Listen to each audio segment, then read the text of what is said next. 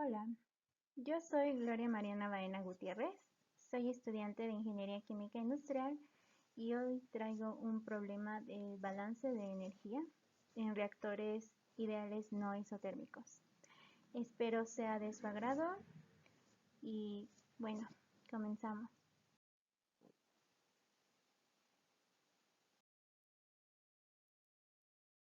Reactores ideales no isotérmicos. Nosotros vamos a resolver el problema 7, página 328 del libro de diseño de reactores homogéneos, de los autores Román Ramírez López e Isaías Hernández Pérez. Antes que nada quisiera comentarles que yo voy a realizar los cálculos en la calculadora Texas. Si ustedes hacen estos cálculos en alguna otra plataforma o puede ser en Excel o en otra calculadora, los resultados pueden estar correctos y que nos varíen un poco por decimales, pero estos deben de ser próximos. Y el problema 7 dice así. La reacción A más B, que da R en fase gas, se realizará en un reactor tubular de 100 litros de volumen. Como la alimentación se dispone de una mezcla equimolar de los reactivos A y B a 450 grados Celsius y a una atmósfera, el reactor se opera en forma adiabática, con temperatura de alimentación de 450 grados Celsius y alcanza una conversión del 20%. Como datos adicionales tenemos K, que es la constante de velocidad de reacción, delta H a 24 grados Celsius, que es el delta H de reacción, y la constante de los gases ideales, en unidades de cal, mol, Kelvin. Los siguientes valores de Cp en fase gas pueden considerarse constantes en el rango de temperaturas realizadas, y nos dan los Cp de los reactivos y del producto.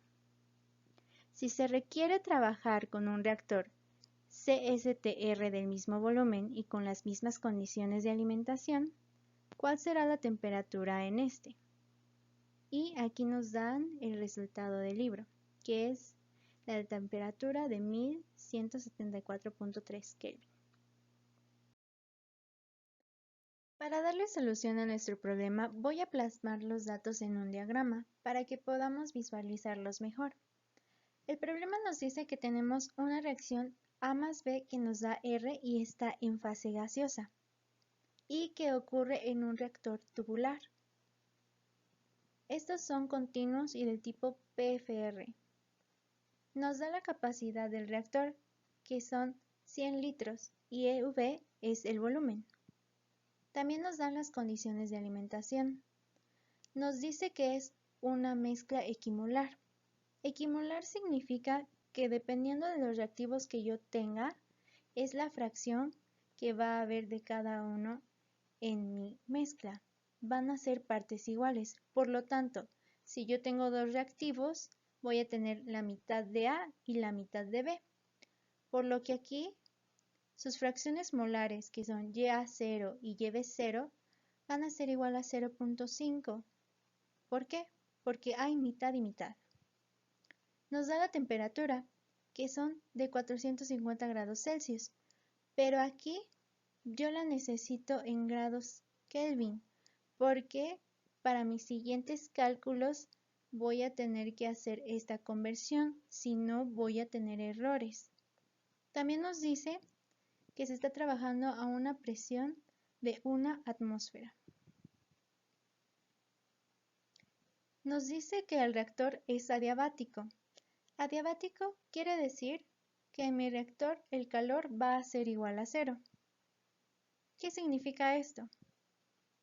Que la T0 va a ser diferente a la T1 y propiamente la temperatura de entrada va a ser diferente a la temperatura de salida. Nos dice que la conversión es igual a 0.2. La conversión nos dice cuánto de R se convirtió, de acuerdo con el reactivo limitante. Y la T1 no la sabemos, no conocemos ese valor. Por lo tanto, nosotros debemos realizar un balance de energía para poder calcular a la T1 y así de esta manera poder obtener la T1, pero en un reactor CSTR como nos lo pide el problema. Bien, para calcular a T1 voy a colocar la ecuación de diseño de mi reactor y la ecuación cinética de la reacción, donde yo sé que menos RA es igual a la constante de velocidad de reacción por la concentración de A por la concentración de B, cada uno elevado a su respectivo orden de reacción. En el problema nos dan la constante y nos dan las unidades que son de litro mol por segundo. Estamos de acuerdo que eso es igual a que si yo pusiera mol por litro a la menos 1 multiplicado por segundo a la menos 1. Los puse así porque de esta manera yo puedo determinar el orden de la reacción. Yo sé que la K tiene unidades de concentración a la 1 menos n multiplicada por unidades de tiempo a la menos 1. Entonces, si yo sé que 1 menos n es igual al numerito que está aquí, puedo hacer una resta. 1 menos n es igual a menos 1. Entonces, despejando a n, yo tengo que el orden global de mi reacción es 2. Y digo global porque n es la suma de n1 más n2. Entonces yo puedo suponer que n1 es igual a n2 igual a 1. Nos dice que la reacción ocurre en fase gaseosa. Entonces, para yo poder determinar a las concentraciones, tengo que usar las fórmulas que van de acuerdo al estado de fase en que se encuentran. Entonces, tengo que esta es la ecuación para calcular a la concentración de A. Desconozco aún a T1 y al factor de cambio, pero este lo puedo calcular fácilmente. El factor de cambio es igual a delta N por la fracción mol de A sobre el coeficiente estequiométrico de A. Tenemos la reacción. Delta N va a ser igual a la suma de los coeficientes estequiométricos de los reactivos. Aquí solo tenemos 1. Es este número de aquí. 1 menos los coeficientes de los reactivos. Entonces va a ser 1 menos 1 menos 1. Donde ya la conocemos, es 0.5 y A es igual al coeficiente estequiométrico del reactivo limitante, en este caso A. Y esto es igual a menos 0.5. Para la ecuación de la concentración de B, yo desconozco a MBA, pero ya conozco al factor de cambio que es EA y AB sobre A, porque son los coeficientes estequiométricos de la reacción. Entonces, yo puedo determinar que MBA es una correlación molar. Entonces, yo sé que los moles de B iniciales sobre los moles de A me van a dar MBA, así como la concentración, así como las fracciones molares, por lo que estas sí las conozco. Y si yo divido 0.5 entre 0.5 va a ser igual a 1. Y B y A son los coeficientes molares de la coecuación de reacción, donde B es igual a 1 y A es igual a 1. Entonces, sustituyéndolos, sustituyendo los valores en la ecuación cinética, voy a obtener que la ecuación cinética es igual a la constante de velocidad por la concentración de A por la concentración de B, y como nos podemos dar cuenta, la concentración de A y la concentración de B son iguales, por lo que podemos simplificar el término aplicando la ley de los exponentes, donde nos dice que bases iguales que se están multiplicando van a ser igual a la base elevada a la suma de sus exponentes. Entonces la ecuación cinética nos queda así. Y como yo ya sé el valor del factor de cambio y también sé el valor de la temperatura inicial, los voy a sustituir. Y esta va a ser la ecuación cinética final con la que me voy a quedar. Para poder determinar el gasto molar, tengo que realizar un balance de energía para un reactor continuo. Entonces, Q es igual al calor transferido en las paredes del reactor.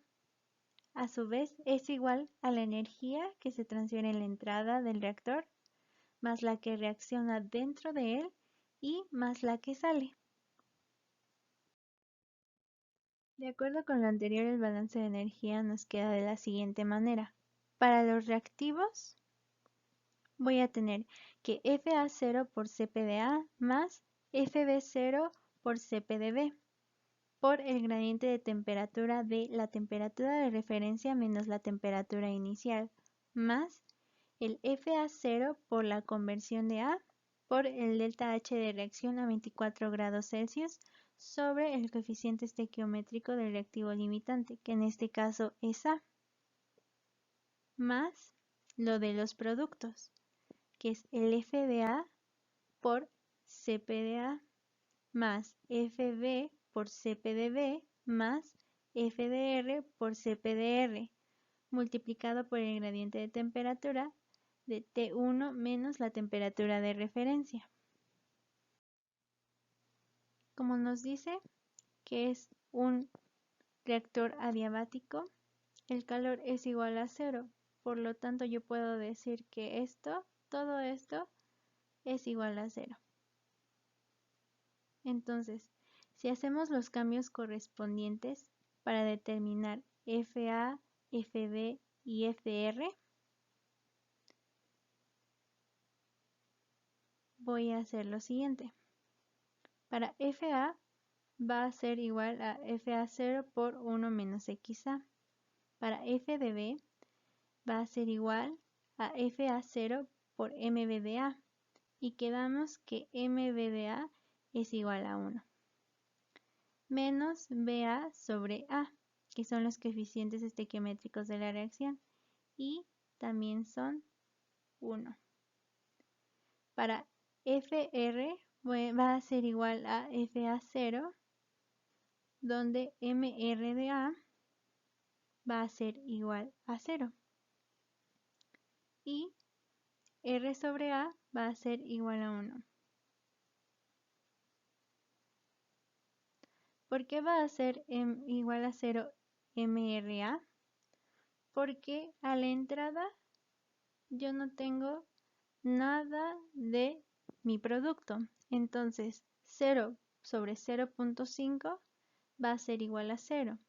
Y como el coeficiente del producto R es igual al coeficiente del producto A, va a ser igual a 1.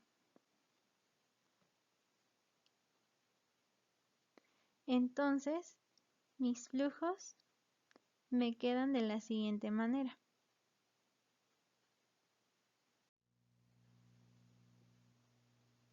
Y sustituyéndolos, voy a tener la siguiente ecuación. Como pueden observar, FA, FB y FR fueron sustituidos en los productos. Para poder simplificar la ecuación anterior, voy a dividirla entre FA0. Entonces, FA0 entre FA0, FA0 entre FA0, FA0, FA0 y FA0 entre FA0. Okay. Y la ecuación del balance de energía me queda así. Ya que simplifiqué la ecuación del balance de energía, voy a sustituir los valores que se me están proporcionando de los CPs y de las temperaturas. Entonces, para saber la temperatura de referencia, va a ser aquella a la que se encuentra mi delta H de reacción. Como aquí yo tengo un delta H de reacción en grados Kelvin, lo que tengo que hacer es pasar estos 24 grados Celsius a Kelvin y me queda que son 297.15. Y esta división de FB0 sobre FA0 también es una relación molar, por lo que sería lo mismo que yo dijera que M B de A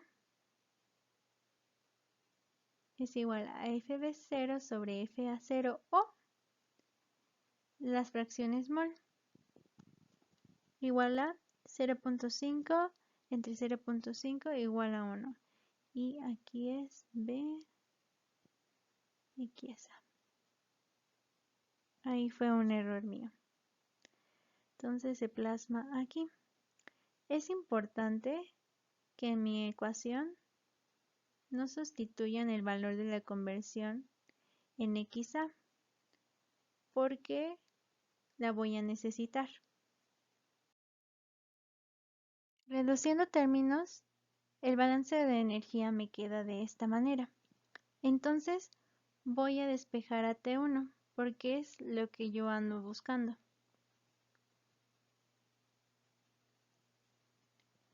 Estos dos que están restando van a pasar del otro lado sumando.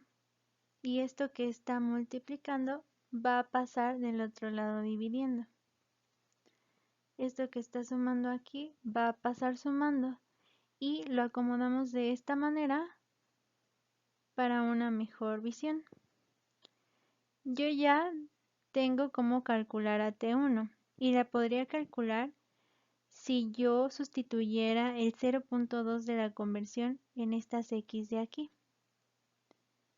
Pero no lo voy a hacer. A esto le voy a llamar que es mi línea de operación. ¿Por qué?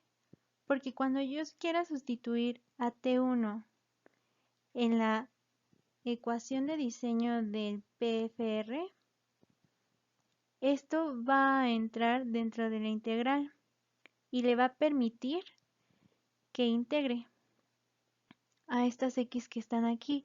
Si yo le diera el valor de la conversión, se convertiría todo esto en una constante.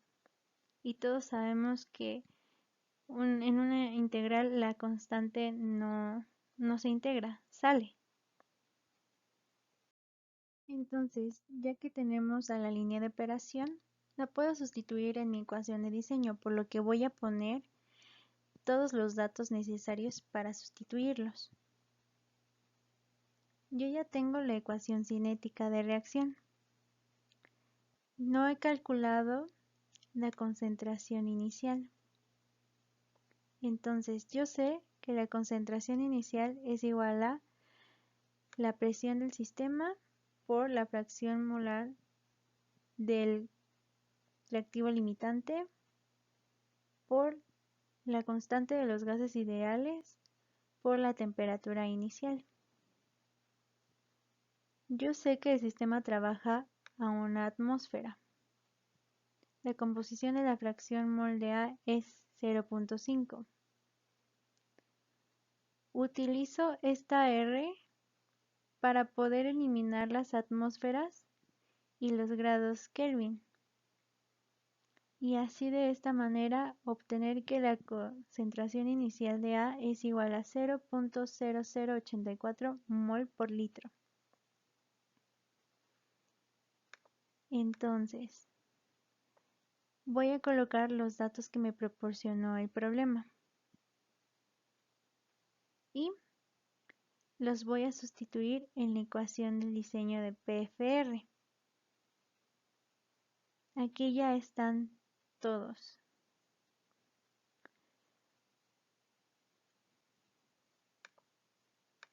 Y donde yo tenga las T's, que son por ejemplo aquí, en la constante de velocidad, que es aquí, y también en la ecuación cinética que es aquí, voy a meter a toda mi línea de operación. Porque como ya les había dicho, si yo sustituyera el valor de la conversión en las x que se encuentran dentro de ella, no va a ser posible a la integral integrar a estas t's porque se van a hacer constantes. Entonces,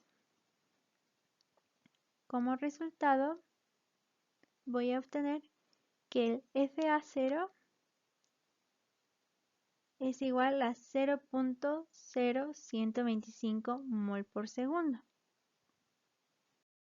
Ya que obtuve el gasto molar del primer reactor del PFR, el problema me dice que para un reactor CSTR a las mismas condiciones de alimentación y que también es adiabático, calcular la temperatura en 1, pero ahora no me están dando AXA. Entonces, lo que yo tengo que hacer es calcular AXA y con esa conversión calcular AT1. Entonces, para darle solución voy a colocar la ecuación del diseño del CSTR. Si ponemos atención, el problema nos está diciendo que el CSTR está trabajando a las mismas condiciones que el PFR, por lo que la ecuación cinética va a ser la misma, y si es la misma, el balance de energía también lo es, y la línea de operación también lo será, por lo que aquí ya no tengo que hacer otro balance de energía, porque como son las mismas condiciones, también es adiabático en fase gaseosa, la línea de operación va a ser la misma. Entonces, si yo sustituyo valores de la ecuación cinética y en la ecuación cinética a la T1 en la constante de velocidad y a la T1 aquí, la sustituyo por mi línea de operación, XA es lo que voy a calcular y me da un resultado igual a 0.9286. Este valor de aquí, para yo poder determinar a T1, este sí lo voy a sustituir en la línea de operación. Entonces, como resultado, yo obtengo que cuando XA, que es la conversión, es igual a 0.9286, la T1 es igual a 1176.08 grados Kelvin. Y el resultado del libro es que la T1 es igual a 1174.3 Kelvin. Como les decía, esto se puede deber a que yo lo hice con una calculadora diferente a la que utilizaron en el libro, o también que yo usé 4 decimales y ellos tal vez utilizaron más. Entre menos decimales utilices, más hay un error. Pero, como pueden observar, los resultados de las T1 son muy próximos. Entonces, de ustedes, si lo hicieron en otro tipo de calculadora, también les debe de dar próximos a estos. Bueno, esto ha sido todo. Espero que les haya gustado. Disculpen si fue un poco tediosa la clase. Es la primera vez que estoy dando una clase así. Esto más bien fue un trabajo para mi clase de catálisis y reactores heterogéneos. Gracias a mi profesora, la doctora Laura Verónica Castro Sotelo. Y pues gracias a ustedes por verme. Si tienen alguna duda, y con gusto puedo ayudar a resolverla, solo déjenla en los comentarios. Si no entendieron algo, igual lo vuelvo a explicar en los comentarios. Gracias y hasta pronto.